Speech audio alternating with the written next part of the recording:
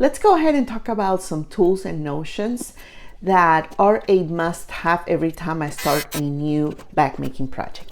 Whenever I start a new bag, these are the tools I grab first thing. And the reason for this video is because I had to rearrange the room where I sew and had to move furniture around. That's why it looks a little bit different here in the back.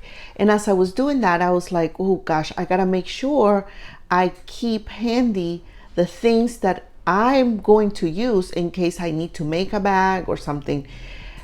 I don't want to have to, look through the whole bedroom looking for these things. So as I was thinking of those tools and notions that I use all the time, I decided to make a video and share those with you. If any of these break or I'm starting to run low on supply, immediately I replace them because I feel like I cannot make my bags without them. But we all have our favorite tools, and that's okay. So I want to share with you the ones that I have used over and over, and let me know in the comments which one is your favorite that I didn't mention, because I may give it a try and see if it helps me in the upcoming year of bag making. Who knows, maybe that tool will be my new favorite.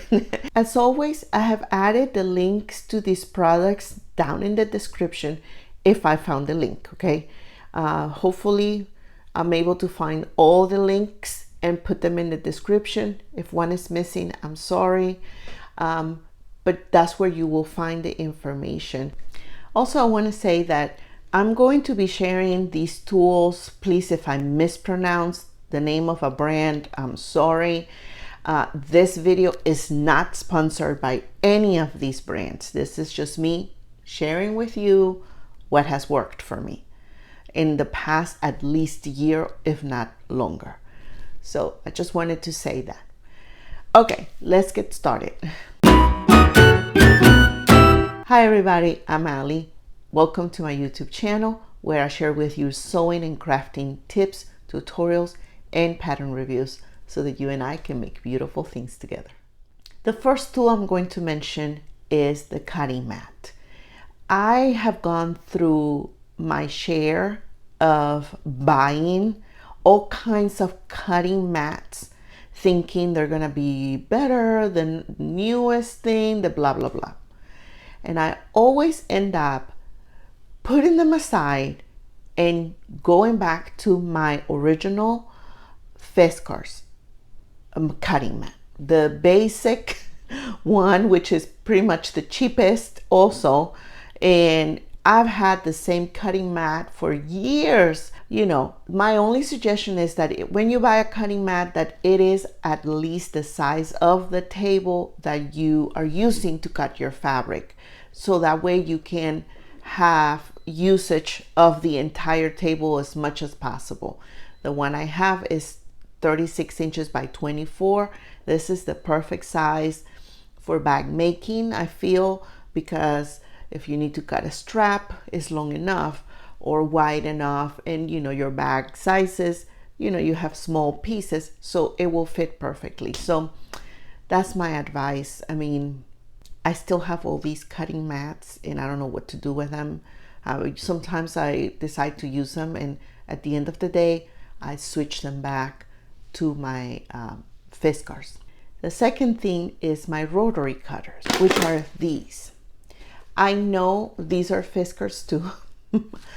And these are the 60 millimeter ones. These are like heavy duty 60 millimeters. I know they sell different sizes and different shapes, but these are my go-to. I use these for all the cutting. Like, I don't have another one. I used to, and I never use them. So they're somewhere in a bag, hidden somewhere. I don't ever use them. So these are my go-to. They cut all thickness. I mean, they cut several layers of fabric, a single layer of interfacing. I mean, it's just one, So this is my go-to. Now that we're talking about cutting the fabric, sewing scissors, okay? I've had these also for years, and they're only for fabric.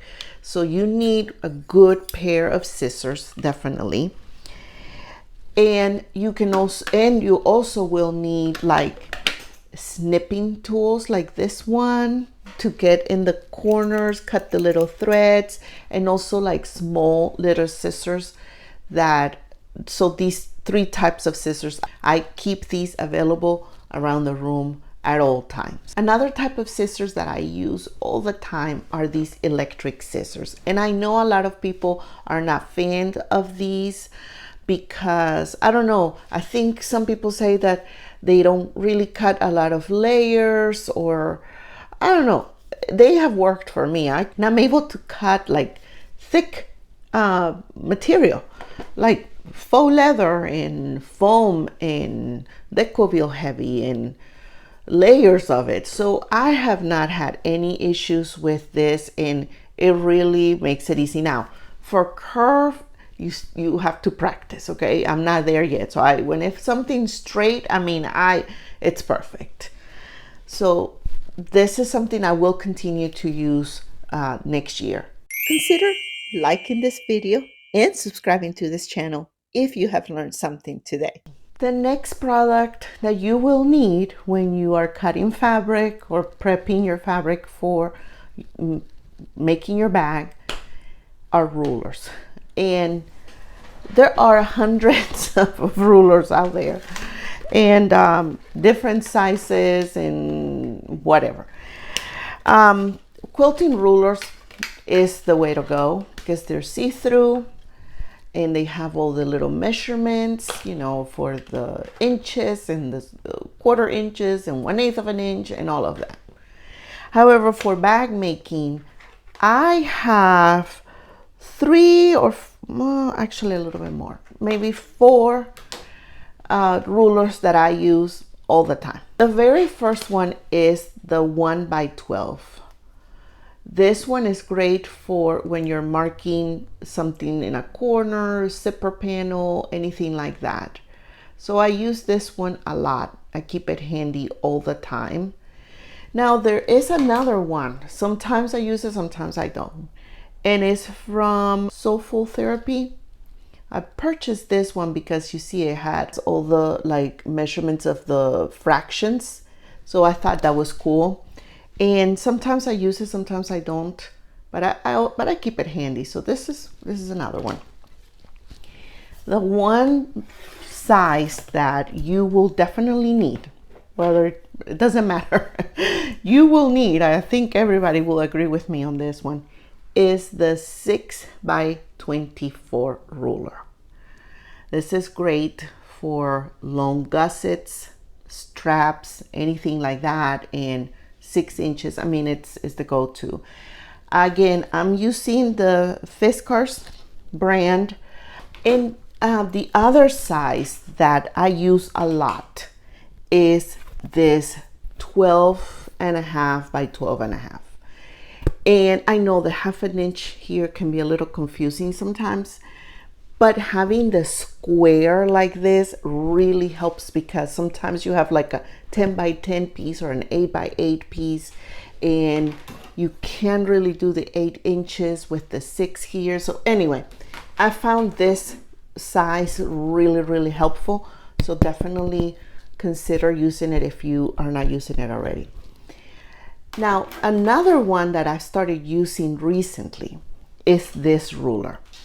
I purchased this one at Joann, and it is a 2x18.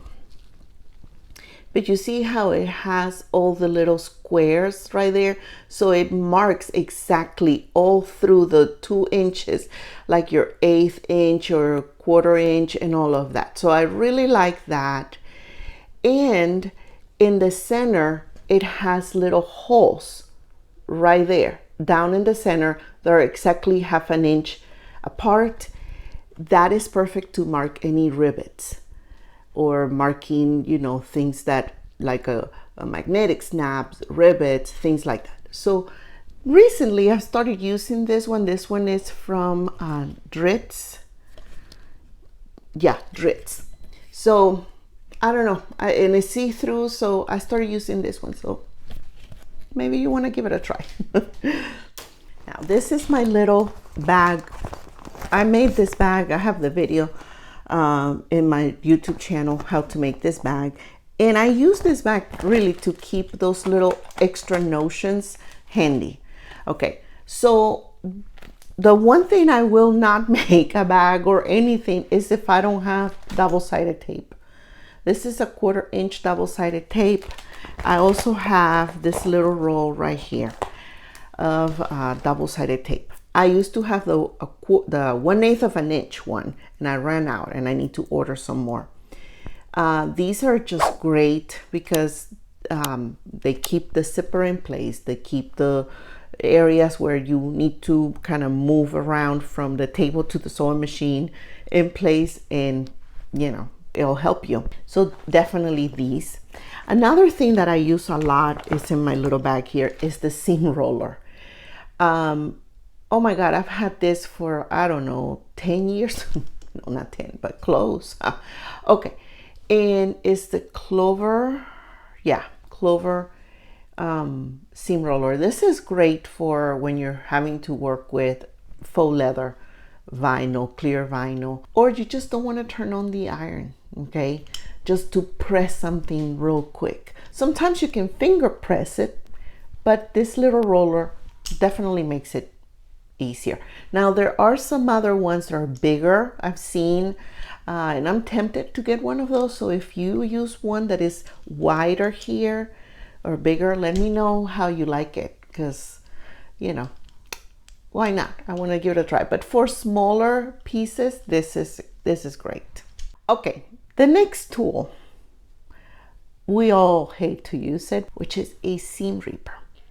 Now this one is a Dritz, what's it called? Seam Fix.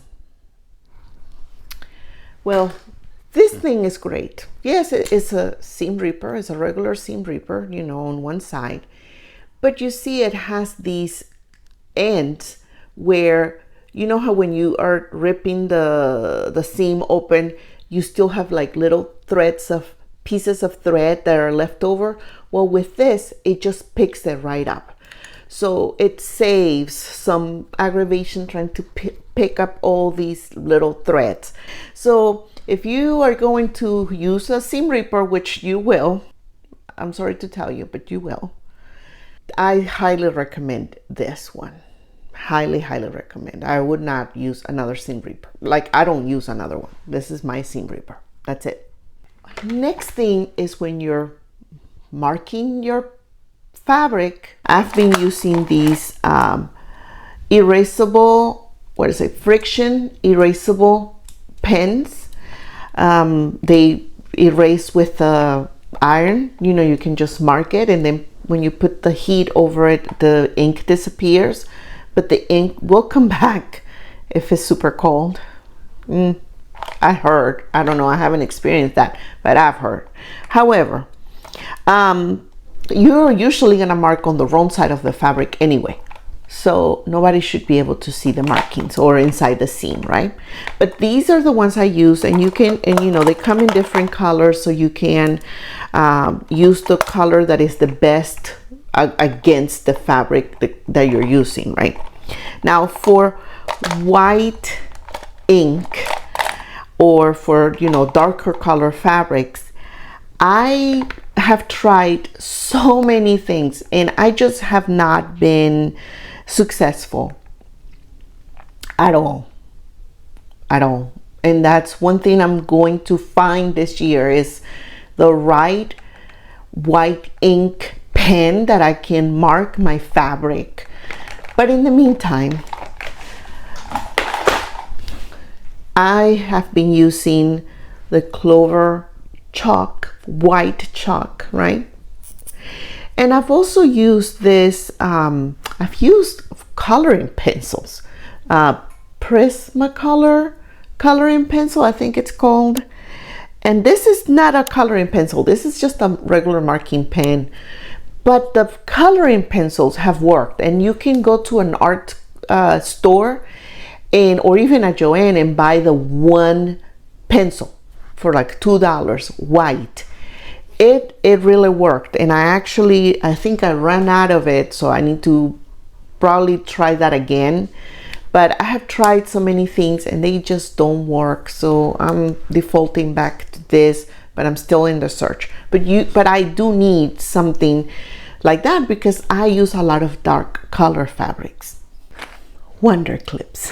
You can never go wrong with these. I use hundreds of these and I'll buy more. If you're starting to sew bags, you need to buy yourself some wonder clips. That's all I'm saying. Now, on occasions, I have used like these like hair clips.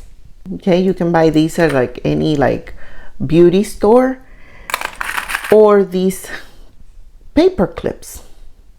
They also come handy. Now, a lot of people are also using staplers, and I have used a stapler sometimes when the area is like so like difficult to get in and you really need that fabric to stay in place before you take it to the sewing machine. I use a stapler, and I have one in here somewhere, which is something I need to make sure I grab and keep it on the table. The next tool I want to mention to you is the Kamsnap table press. Now this tool right here is great if you're planning on making a lot of bags this coming year or in general, and you want to make sure that your hardware has it's a nice quality hardware, your closures and things like that, then definitely I suggest 100% that you invest in a table press. I use this all the time. I started using it just for regular fashion snaps, and then I bought the dies for the rivets. It is a great investment. I'm not a sponsor, they're not paying me to say this, but I don't care. I will suggest this product to anyone that is serious about making bags. If you're not serious, if you're gonna make one bag every 6 months, then don't spend your money on this. But if you're serious about it, definitely get one. Those are the main tools that I use. If you want to see other videos like this one, click here, and I'll see you in the next video. Ciao.